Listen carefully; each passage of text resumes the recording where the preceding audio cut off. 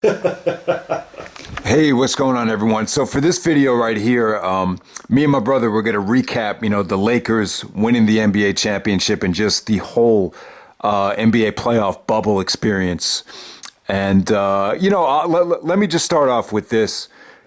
Even before the pandemic started, even before they announced that it was going to be in a bubble, I think a lot of people did notice that this was a huge opportunity for LeBron to get to the finals because you had Kevin Durant injured, and then actually Steph Curry got hurt that same month, so you kind of had Golden State and the threat of Kevin Durant kind of out of the way, and even Kyrie Irving too, to a degree.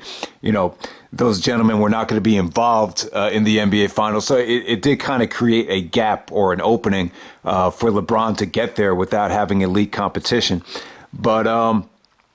But yeah, man. But in terms of the overall bubble experience, most of us were not there, so we don't know how hard it was. But you did hear a lot of players have mental health issues, some anxiety issues, being trapped away at the bubble. And you think about how long it actually took, to get the finals underway. Just the amount of games. Like even looking at the Celtics, I felt like I sat through a million Celtic playoff games, and they still didn't get to the finals. And you just had great competition. You had great performances from so many great talents that really made a name for themselves. So to a degree, I think in some ways it was a very hard and difficult NBA championship to win. But looking back on it, I just feel like a lot of star power was missing, particularly with the Golden State dominance and arguably one of the best players in the game.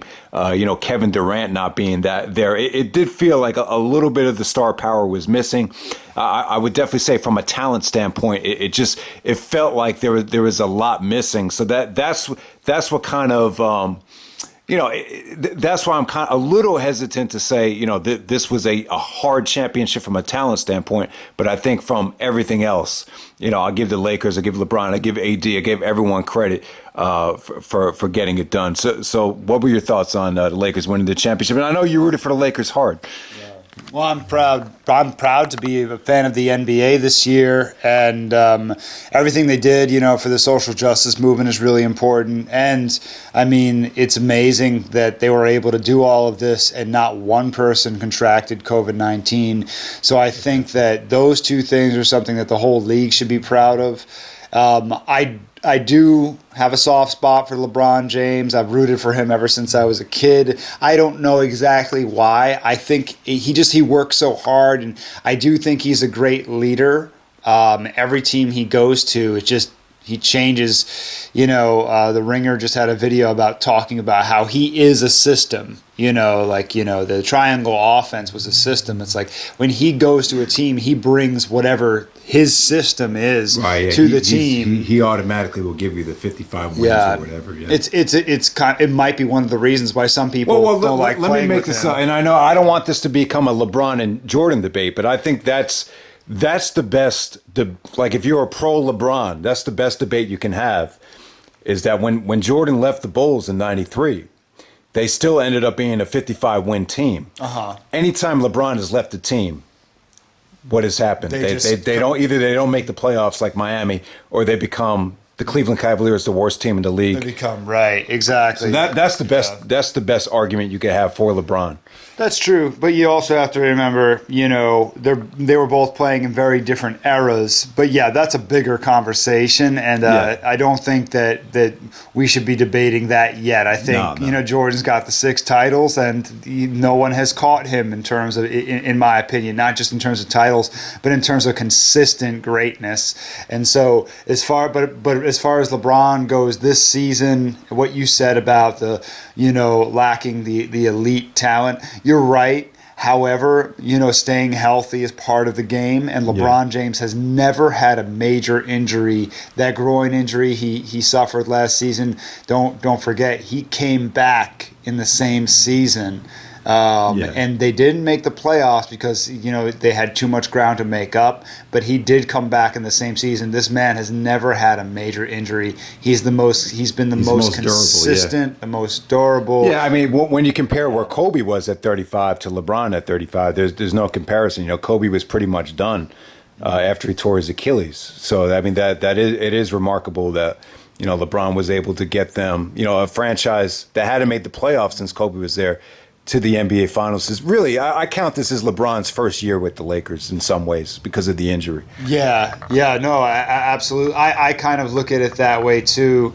And, yes, the mental health aspect of being inside the bubble, like Paul George, and having to deal with, being away from your family and all of that. Yeah, they went against the 5-seed Miami Heat team, but they went against the Miami Heat team that was a hard-fought, really good group of guys who really, really cared about each other. And, they made a great effort. But I agree. If you have Durant, and I think next year, if you have a very different-minded Clipper team, and obviously Golden State's going to make a push to come back and be at a championship level, it's going to be much harder on the Lakers. So I think I'm so glad that the Lakers won, because next year the odds are going to be stacked against them. And I think a lot of people knew that. Like, if LeBron was going to win another championship, this was the year to do it. So I think you got to give the Lakers, you got to give everybody that stayed ready. There was uncertainty. Anytime there's uncertainty where you're possibly might not play a season, it's tough. It's tough to switch it back on. Because it's very easy just to sit and relax and be like, oh, we're not going to have a season, so fuck it, I'm not going to work out. But to talk about how important it is just to stay ready. Just in case, this there was a season. Yeah, well, I think that's. You should earn bonus points for that too. That's what makes it harder too. I think so. I think so. Anybody who wants to put an asterisk on this championship, Scottie Pippen did say that he felt like because they're in a bubble, they're not dealing with real NBA games. I think Pippen and Jordan are a little bit. Those two in particular, they're probably a little bit hesitant to say that it's legit, because LeBron's increasing his ring count in this little bubble. So I could see their point, but at the same time, I just remember the stress on Pippen's face in Game 6 against the Suns in Phoenix, that fourth quarter. So there is an extra element of stress and pressure, especially with the fans and all the crap that went on in Phoenix that one game. Sure. But So that's a good point. That's a really good point. I think it's a different type of stress, though. Having the opposing team's crowd versus not having any crowd at all. At the same time, you don't have a home team crowd to go again to root against the other team, and you don't have the travel situation, which is stressful. Well, I think the traveling, to be honest with you, the no traveling issue actually made for better basketball. I think benefits, because guys are able to get up, work on their game. Like guys like Jamal Murray, Damian Lillard, it felt like they even got better. They took their games to another level. They just you're able to get into such a rhythm with not having to worry about the bullshit of traveling and planning meals and all that stuff. Everything's pretty much taken care of. So I think it actually made for better performances overall. That's a really good point. I mean, it was some fantastic basketball, in this bubble. There were guys that became stars that you really haven't heard of. I mean, who really impressed you? Well, I was saying Jamal Murray is the first one that stands out to me, man. That guy was amazing. 40-plus points. He was averaging 40-plus points at one point, against the Utah Jazz, I think.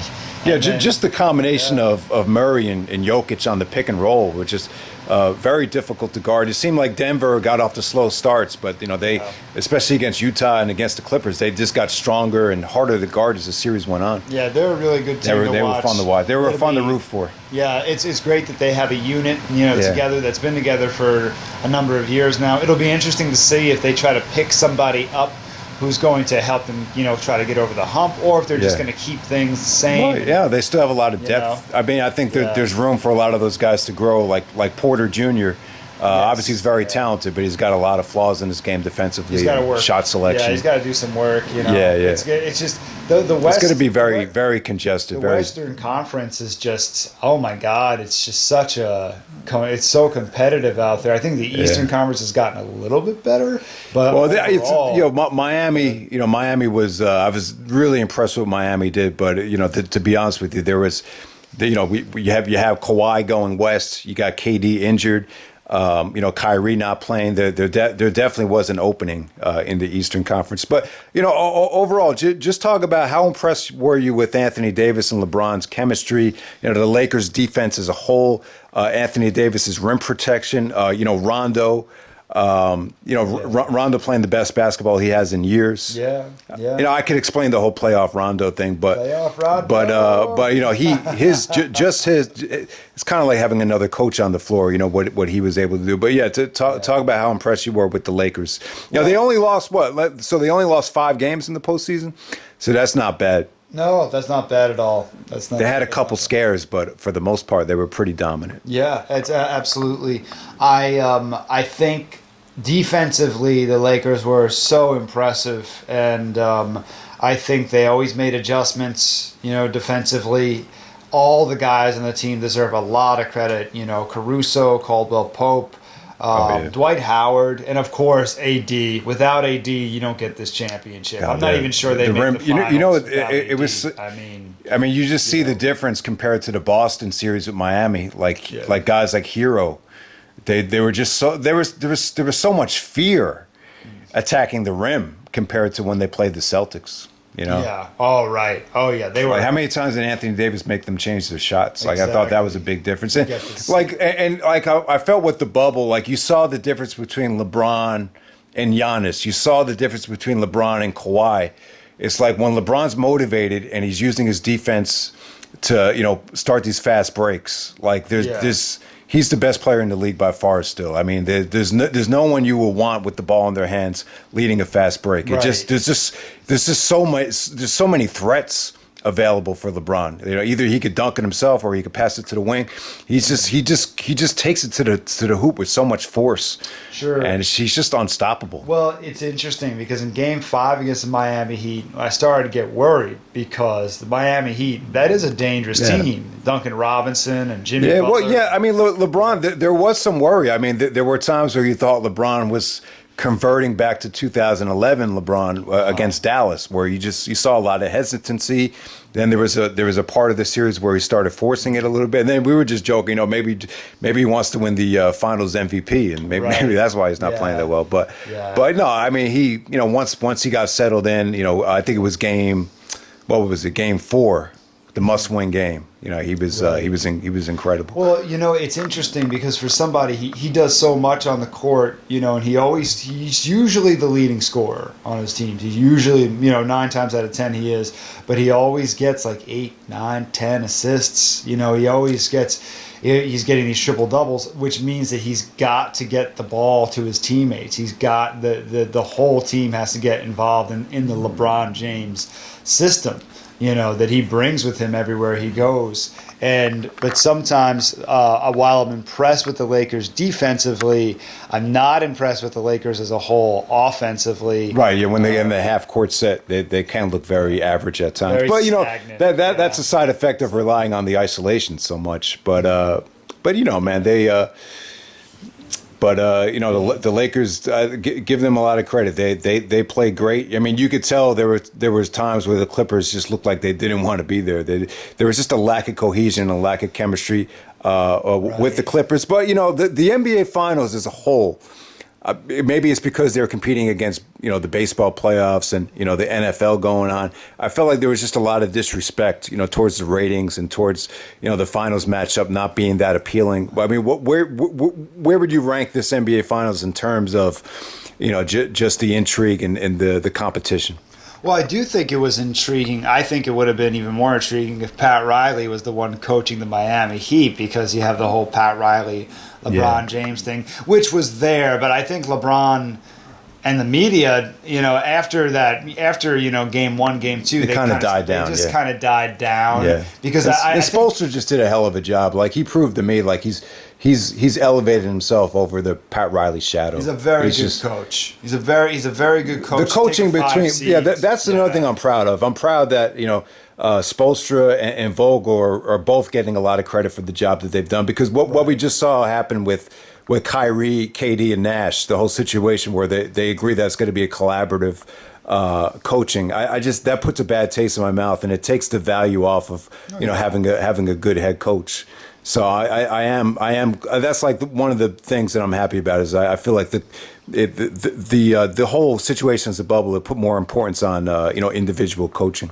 Yeah, no, I think coaches in the NBA need to. A lot of people, it's kind of a running joke, that the coaches don't matter in the NBA. Right. That's to just a not degree. true. It's just not true. Yeah, because a lot of people defensively, Vogel was very, very important. And yes, having LeBron James is. Well, yeah, I think Vogel earned LeBron's respect during the Indiana series. I think LeBron remembers how tough those Pacer teams were, so I think he had that going for him. So Vogel really proved. He took the Lakers as a defensive-minded team, and I think that was definitely the difference. And give Rob Pelinka credit too. The guys they brought in, like Alex Caruso and Caldwell Pope, the defense was spectacular. I would say. Oh yeah, absolutely. Those two guys are great. I get down on Caruso a little bit because he's not as good from three, but he's scrappy. He can dunk the ball, and he's shorter than everybody else. He steals the ball, and he's got to be. If he wasn't scrappy, he wouldn't be in the league. Caldwell Pope on many nights is their number 3 when Rondo's not. Yeah, Caldwell Pope did what J.R. Smith did. Back in 2016, he kind of fit that role. Right, exactly. Yeah. So this very well rounded. But to talk about what end the video like this. Talk about even though Miami lost. I hate to say I'm not going to use injuries as an excuse. Injuries are part of the game. That's part of the trick is to stay injury free and keep competing. Right. But Miami having 3 injuries. Jimmy Butler with the sprained ankle and Dragic tearing the plantar fascia. Yeah. Bam Adebayo having the sprained neck and sprained shoulder. You having 3 injuries in the first game of the finals. It was just bad luck. But I think it did. I think it did hurt Miami to a degree. I actually picked Miami to win the series, but. I give Jimmy Butler a lot of credit, man. He's a tough son of a bitch. I mean, he got so much better. I'm very happy for him too because he was in bad situation after bad situation where he noticed that guys weren't playing hard enough or coaches weren't coaching hard enough, and I'm just glad that he found a great situation. He has nothing to feel bad about. He played as good as he could play. I think the one thing Jimmy needs to work on is maybe range as far as shooting, but everything else, man, he's just he proved to me that he's definitely a top 10 player in the league. Offensively, they were the most cohesive team in the bubble. Without a doubt. They play like a team. Yeah. Yeah, especially on both ends, but especially offensively. Yeah. So I think if I'm the Miami Heat, I don't change a thing. Yeah. I think they have the potential to become like the Spurs of South Miami. Well, I will say this though. I know part of them getting Crowder was a side effect of the Iguodala trade. So I definitely think Crowder was definitely a downgrade. Crowder's got a lot of good things about him. I think he's tough defensively. I think he's a tough-minded guy. But you could see why LeBron got him traded when he was with Cleveland. Back in 2018. I know you don't remember him, but I think if they still had Justice Winslow instead of Crowder, I think that would have definitely been more of a weapon, more of a versatile talent. But if you want Iguodala, you had to give up something. So yeah, man. But Miami. They have a lot to be proud of. I loved the Miami team. Did I think they were going to get to the finals? I thought they had a chance, but I didn't think they played as well as they did. I mean, they played incredible. I mean, they swept Indiana. They're beating the Bucks in 5 games really came out of nowhere. That was crazy. The Bucks were kind of disappointing as a whole, but there was a lot going on with the racial thing at the time. They're the ones that started the boycott, so I think that just took a lot out of them. I thought. And then Giannis, getting, hurting his ankle. It's part of the game. Part of the trick is, to do the extra work to keep you injury free. Mm-hmm. And it's just a shame. It's a shame you saw a lot of injuries. Damian Lillard. If he doesn't get hurt in Game 2 when he dislocates his finger, who knows? Maybe Portland would have put up a better fight. So, it's just injuries are just a huge part of the game. Right. So that can't be understated. But yeah, man, the bubble experience, it was cool. It was a hell of a ride. I have no idea when the NBA is going to start again, but we'll just end the video like this. What do you think is going to happen next season? Or what are you looking forward to the most if it starts in February? the Lakers repeating. That's what I'm looking forward to the most, you know. And no, I'm looking forward to the Battle of LA. I want to finally see that because I do think the Clippers are going to come back hard, and I want to see it's going to be like a California playoff. I mean, if Golden State's got Draymond, the Splash Brothers back at full force, they're going to be a top 4 seed at the very least, and it's going to be super competitive out west. I mean, you're going to have a lot more competition now, and especially with Brooklyn too, with Kevin Durant and Kyrie. I think it's a huge year for Kyrie. You know, Kyrie's been doing a lot of talking. You know, he's said a lot of stupid things over the years, but you know, the talent between Kevin Durant and Kyrie Irving, you know, they should get back to the finals. They definitely should. So there's a lot of competition. My brother, I'm sorry, I don't think that's going to work. You don't think it's going to work? I for some reason, I just don't think it's going to, with Durant and Kyrie. With Steve Nash as the coach? I don't think it's going to work. I don't know why, but I just don't have a good feeling about. I think Steve Nash might be a good coach someday, but there's something about Kyrie Irving. Kyrie is a great ball player, but he's not a good leader, and I think that's going to hurt them because Kyrie seems to be. There's something. Despite what seems like a very mature demeanor, you know, that's He's a fascinating person. He's becoming very self-indulgent. Oh, a little self-centered, so. And I fear that's going to hurt them moving forward. Yeah. Well, the thing I don't like about Kyrie, he kind of represents this new NBA mentality of. You know, he puts more emphasis on individual workouts and skill sets, and not wanting to be brought down by a coach. I don't know. It's kind of a slippery slope that Kyrie's on, and maybe one day he'll admit that taking shots at LeBron too. Maybe one day he'll just admit he needs LeBron a lot more than LeBron needs him.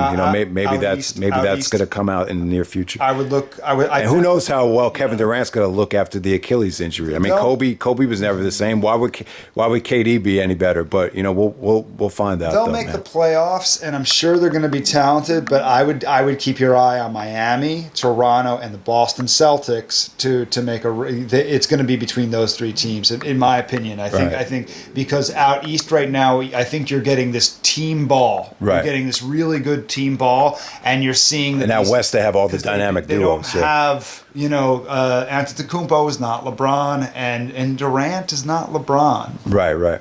The Bucks definitely need to make a move. They got to give Giannis another ball handler, another go-to guy. I think Middleton's a good player, but I see him more as a role player as opposed to a number 2. It should be interesting to see what moves are made in the offseason. Yeah. But yeah, man, congratulations to the Lakers. The bubble is over. Just want to say rest in peace to Kobe Bryant.